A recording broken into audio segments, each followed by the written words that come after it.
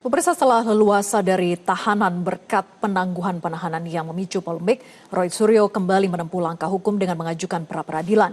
Gugatan ini diajukan saat berkas perkaranya sudah dinyatakan lengkap dan siap disidangkan. Lantas, apakah pra-peradilan tersebut benar-benar untuk mencari keadilan prosedural atau sekedar menjadi taktik mengulur waktu di tengah ramainya tudingan adanya campur tangan orang kuat? Kami akan membahasnya bersama dengan kuasa hukum Roy Suryo, Ahmad Khozinuddin, dan Ketua Umum Peradi Bersatu, Boy Kanu. Selamat malam, Pak Boy dan juga Mas Khozin. Ya, selamat malam, Mbak. Ya, selamat malam, Mbak. Baik, terima kasih sudah bergabung. Saya ke Mas Khozin, tapi dijawab nanti usai jeda. Mas Khozin, mengapa bersikukuh mengajukan pra-peradilan yang konsekuensinya sesuai KUHP baru berdampak menunda persidangan pokok perkara atau material? Dijawab nanti usai jeda, tetap bersama kami di Prime Time News.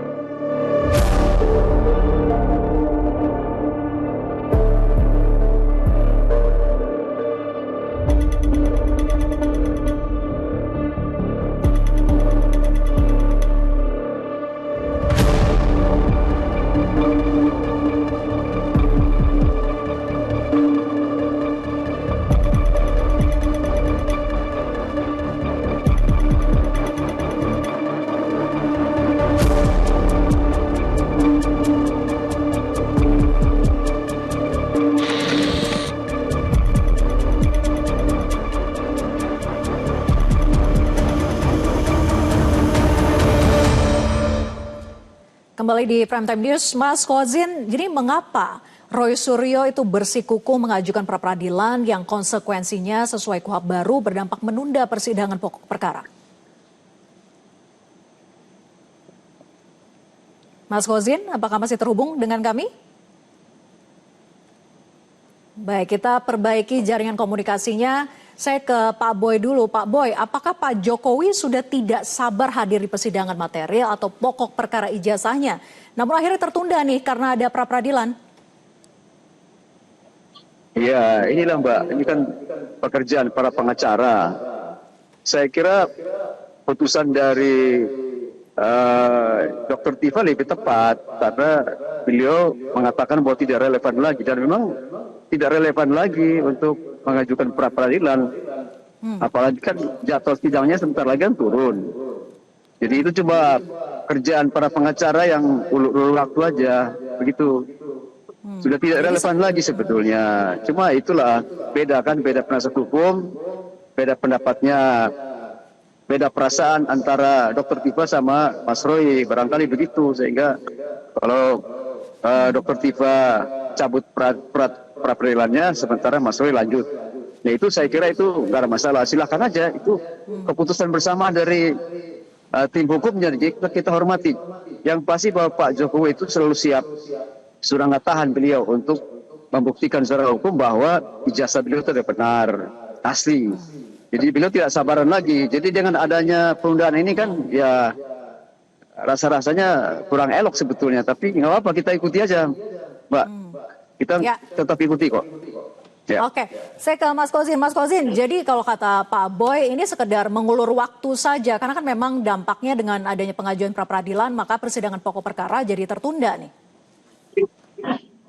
Ya, yang pertama kita sangat menghormati hukum dan ketika KUHP yang baru mengatur tentang hal itu, tentu sebagai insan hukum kita semua mengikuti proses dan prosedur bagaimana diatur dalam undang-undang, terutama KUHP yang baru.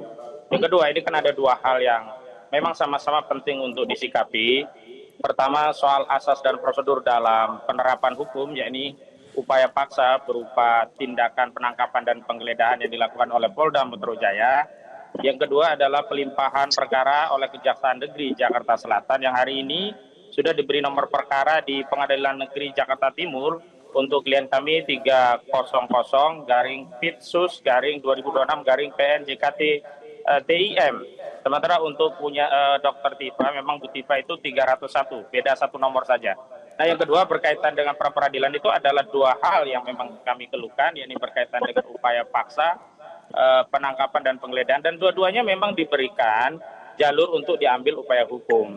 Bahwa nantinya kami juga bertarung pokok perkara di Pengadilan Negeri Jakarta Timur, ya itu juga sudah kami persiapkan. bahwa ada tindakan aparat penegak hukum yang perlu dikoreksi, apalagi sesuai dengan semangat hukum yang baru, yang menjunjung tinggi nilai-nilai kemanusiaan, yang anti represif. Jadi saya kira semua pihak perlu menghormati setiap pilihan, langkah, dan tindakan yang memang sudah menjadi kebijakan hukum sebagai bagian dari upaya memberikan advokasi kepada klien. Begitu. Tadi Anda katakan bahwa tindakan aparat itu perlu dikoreksi sehingga itu menjadi pertimbangan untuk dilakukannya pra-peradilan. Tapi mengapa Dr. Tifa tidak mempersoalkan sedangkan Roy Suryo mempersoalkan? Ya, ada dua lokus tempus yang berbeda, di mana Dr. Tifa tidak ditangkap di rumahnya, sementara Pak Roy Suryo ditangkap di rumahnya pada saat jam istirahat dan memaksa masuk ke ruang pribadi dengan menggedor-gedor dan tidak mau menunggu adanya upaya agar PH atau penasihat hukum bisa hadir. Terlepas bahwa PH tidak diwajibkan hadir, tetapi upaya paksa masuk ke ruang privat itu adalah tindakan yang tercela dan ini tidak boleh diulangi pada aparat yang lain.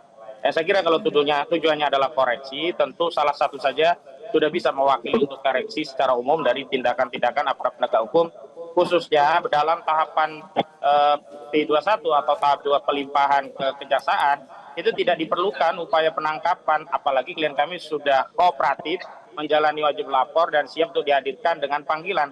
Semestinya tindakan yang ditempuh adalah melakukan pemanggilan terlebih dahulu, bukan kemudian unjuk kekuasaan. Memang bahwa tindakan penangkap itu adalah wewenang dari institusi kepolisian dalam hal ini penyidiknya, namun sekali lagi wewenang itu harus dijalankan sesuai dengan undang-undang.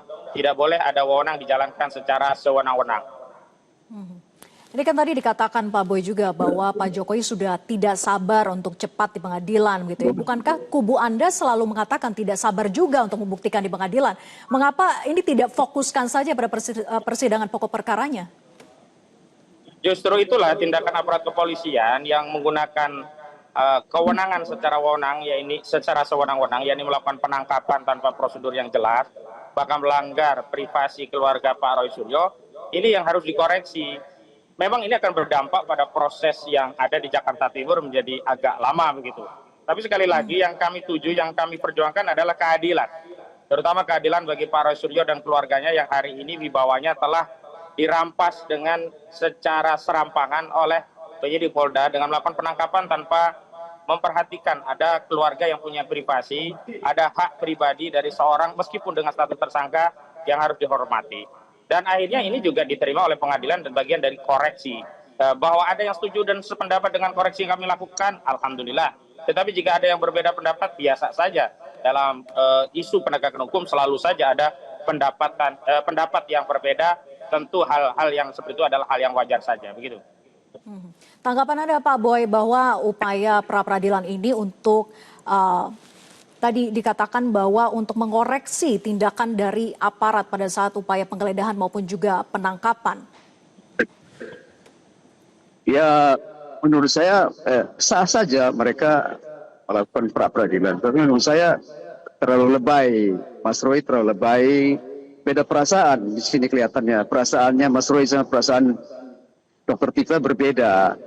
Karena Mas Roy merasa reputasinya dilanggar, digeledah macam-macam. Padahal sebetulnya yang dilakukan oleh Polda Metro itu kan itu sudah yang kewenangan mereka. Jadi yang mereka lakukan itu sudah tepat kok. Nggak ada yang dipermasalahkan. Kalau dipermasalahkan soal itu sama-sama yang namanya kalau reputasinya sudah hancur ya sudah berantakan aja. Istilahnya mau ditutupi seperti apa juga ngapain juga sama aja. Jadi menurut saya itu buang-buang waktu saja. Lebih baik fokus tim hukumnya fokus kepada status sebagai tersangka.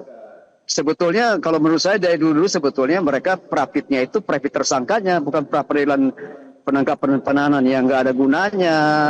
Lebih baik mereka fokus pada persidangan sekarang. Itu lebih tepat daripada buang-buang waktu. Jadi kelihatan sekali di sini perbedaan pandangan antara tim hukumnya Dr. Tifa dan pandangan hukumnya Mas Roy. Tim hukumnya Mas Roy kelihatannya lebih lebay,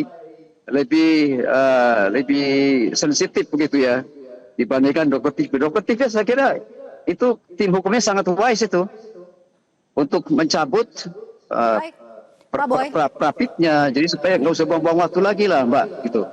Ya, Pak Boy, kan Anda menyebut bahwa kubu Anda adanya orang kuat di balik kubu Roy CS ini. Jadi siapa orang kuat yang dimaksud ini sebetulnya? Apakah ini juga berkaitan bahwa upaya-upaya yang Anda katakan tadi bahwa ini mengulur waktu persidangan? Pak Boy. Menurut saya begini, pada umumnya Mbak, kalau penahanan sudah dilakukan oleh Polda, lalu tahap 2-nya diserahkan kepada kejaksaan, itu biasanya kejaksaan langsung melanjutkan penahanannya. Dan saya kira supaya kita tahu bahwa status mereka ini ada tahanan yang diberikan penangguhan penahanan. Ini mesti jelas. Jadi itu mereka sekalian status mereka itu tahanan jaksa, Pak. Mereka itu tahanan jaksa. Kenapa? Karena mereka minta permohonan untuk penangguhan penahanan. Artinya mereka pernah ditahan dulu. Apakah ditahan 10 menit, setengah jam, yang penting statusnya tahanan, kemudian dilakukan penangguhan penahanan. Jadi status mereka ini sebetulnya di kejaksaan itu ada tahanan jaksa yang diberikan penangguhan penahanan. Nah, jadi menurut kami bahwa hal ini hal-hal yang wajar-wajar saja. Tetapi yang kita heran adalah dikenakan secara sekilat. Mereka ini dilepaskan istilahnya, diberikan penangguhan penahanan. Awalnya kita menduga apakah ini ada orang kuat, ya kan? Ya ternyata memang kalau mereka bisa buktikan, kita bisa bukti orang kuat, ya pasti ada orang kuat. Tapi kalau enggak ya kita lihat aja. Oke. Karena kita menduga bahwa tidak mungkin mereka tidak ditahan itu. Tanggapan dari Mas Kozin ya. Mas Kozin, jadi apa menurut Anda bahwa ada orang kuat tadi dituduhkan oleh kubu Pak Boy gitu ya, bahwa harusnya statusnya adalah tahanan kejaksaan, tapi justru tidak ditahan? Ya itu yang lebih lebay, bahkan lebaynya lebay benalu gitu, karena tidak ada kaitannya dengan perkara, mengomentari hal-hal yang terkait substansi perkara, apalagi itu sudah menjadi wewenang Kejaksaan Negeri Jakarta Selatan.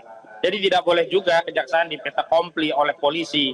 Ketika seorang polisi sudah menahan, seolah-olah jaksa wajib untuk menahan.